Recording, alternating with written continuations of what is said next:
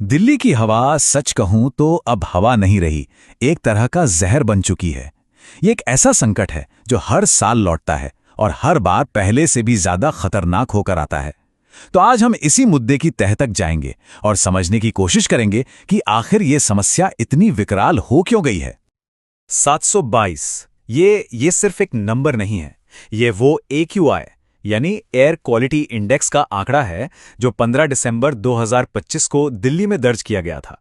अब अंदाजा लगाइए, 400 से ऊपर का AQI गंभीर या सिवियर माना जाता है, तो फिर 722 ये तो खतरे के निशान से बहुत बहुत ऊपर है।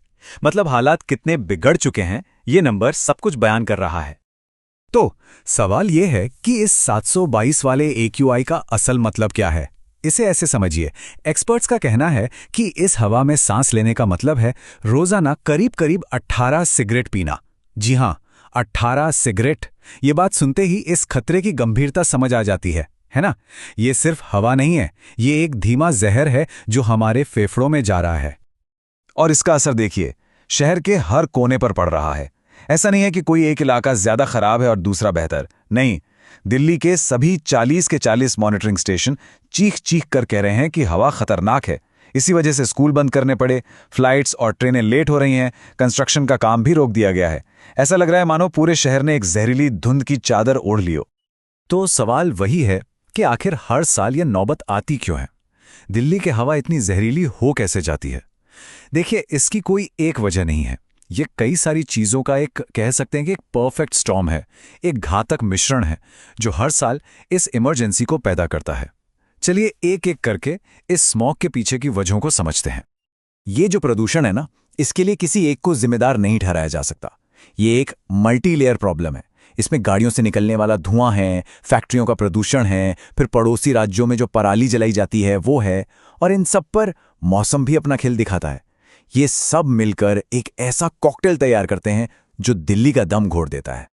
तो सबसे पहले बात करते हैं शहर के अपने प्रदूषण की, मतलब वो धुआं जो दिल्ली खुद पैदा करती है। यहाँ का जो भारी ट्रैफिक है, खासतौर पर डीजल वाली गाड़ियाँ, और साथ में फैक्ट्रियों से निकलने वाली जहरीली गैसें जैसे नाइट्रोजन डाइऑक्साइड और सल्फर डाइऑक्साइड, ये सब मिलकर जमीन के ठीक ऊपर स्मॉग की एक मोटी परत बना देते हैं। अब दूसरा बड़ा विलन है पराली का धुआं। हर साल सर्दियों के मौसम में पंजाब, हरियाणा और उत्तर प्रदेश में किसान अपनी फसल के अवशेष जलाते हैं और हवा का रुख ऐसा होता है कि वो सारा का सारा धुआं सीधा दिल्ली की तरफ आ जाता है। इससे यहाँ की हवा जो पहले से ही खराब थी और भी ज्यादा जहरीली हो जाती है। और तीसरा और शायद सबसे अहम कारण, मौसम। सर्दियों में होता क्या है कि हवा की रफ्तार बहुत धीमी हो जाती है, लगभग रुक सी जाती है। और एक चीज होती है जिसे टेम्परेचर इन्वर्जन कहते हैं।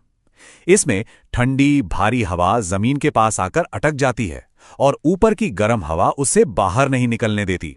ये बिल्कुल एक ढक्कन की तरह काम करता है और सारा का सारा प्रदूषण शहर के ऊपर ही फंसकर रह जाता है। तो हमने ये तो समझ लिया कि ये जहरीला स्मॉग बनता कैसे है, पर इसका जो सबसे डरावना पहलू है वो है हमारी सेहत पर इसका असर। ये सिर्फ हवा की क्वालिटी के नंबरों का खेल नहीं है, ये सीधे सीधे हम सबकी जिंदगियों से जुड़ा हुआ संकट है। ये नंबर देखिए, 2 लाख से ज्यादा। ये वो मामले हैं जो सिर्फ पिछले 3 सालों में दिल्ली के अस्पतालों में सांस की बीमारियों के चलते दर्ज हुए हैं। 2 लाख। और ये तो सिर्फ रजिस्टर्ड केस हैं, असल संख्या इससे कहीं ज्यादा हो सकती है। ये एक पब्लिक हेल्थ इमरजेंसी है और कुछ नहीं। लगातार इस जहरीली हवा में सांस लेने का नतीजा क्या होता है? अस्थमा के अटैक बढ़ जाते हैं, दिल की बीमारियों का खतरा कई गुना हो जाता है, फेफड़ों की एक बहुत ही गंभीर बीमारी है COPD, उसका खतरा बढ़ जाता है। और तो और इस हवा में बेंजीन जैसे तत्व होते हैं जिनसे लंबे समय में कैंसर तक का खतरा होता है। तो अब सवाल ये उठता है कि इस जानलेवा हवा से निपटने के लिए किया क्या जा रहा है। क्या कोई उपाय हैं? क्या कोई कदम उठाए जा रहे हैं? चलिए अब जरा उन उपायों और उनके सामने जो चुनौतियां हैं उन पर एक नजर डालते हैं। फिलहाल के लिए जो तुरंत करने वाली चीजें हैं उनके लिए सरकार की तरफ से कुछ सलाह दी गई हैं। पहली कि जितना हो सके घरों के अंदर ही रहें, खिड़कियां दरवाजे बंद रखें। दूसरी, अगर घर में एयर प्यूरीफायर है तो उसे जरूर चलाएं। और तीसरी, अगर बाहर निकलना बहुत ही ज्यादा जरूरी है तो बिना N95 मास्क के बिल्कुल न निकलें।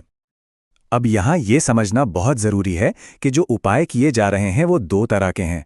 एक है टेम्पररी उपाय, मतलब इमरजेंसी में उठाए जाने वाले कदम, जैसे गाड़ियों पर रोक लगाना या कंस्ट्रक्शन बंद करना। इनसे फौरी राहत तो मिल जाती है, लेकिन जो असली और पक्का समाधान है वो लॉन्ग टर्म सुधारों में है। मतलब हमें जड़ पर काम करना होगा, जैसे खेती के तरीकों को बदलना और ऐसी पॉलिसी बनाना जो पूरे साल काम करे। और देखिए, यहीं पर सबसे बड़ी चुनौती सामने आती है। सरकार हर साल पराली जलाने पर बैन लगाती है, लेकिन फिर भी ये रुकता नहीं है। क्यों? क्योंकि किसानों के लिए पराली को खेत से हटाने के जो दूसरे तरीके हैं वो बहुत महंगे हैं। तो जब तक उनकी इस आर्थिक मजबूरी का कोई हल नहीं निकाला जाएगा, तब तक सिर्फ बैन लगाने से बात नहीं बनेगी। तो आखिर में हम उसी सवाल पर आकर खड़े हो जाते हैं। अगर ये टेम्पररी जुगाड़ काफी नहीं है, तो फिर दिल्ली और एनसीआर में रहने वाले करोड़ों लोगों को साफ हवा में सांस लेने का हक दिलाने के लिए असल में करना क्या होगा? ये एक बहुत बड़ा सवाल है और इसका जवाब हम सबको मिलकर ही ढूंढना होगा।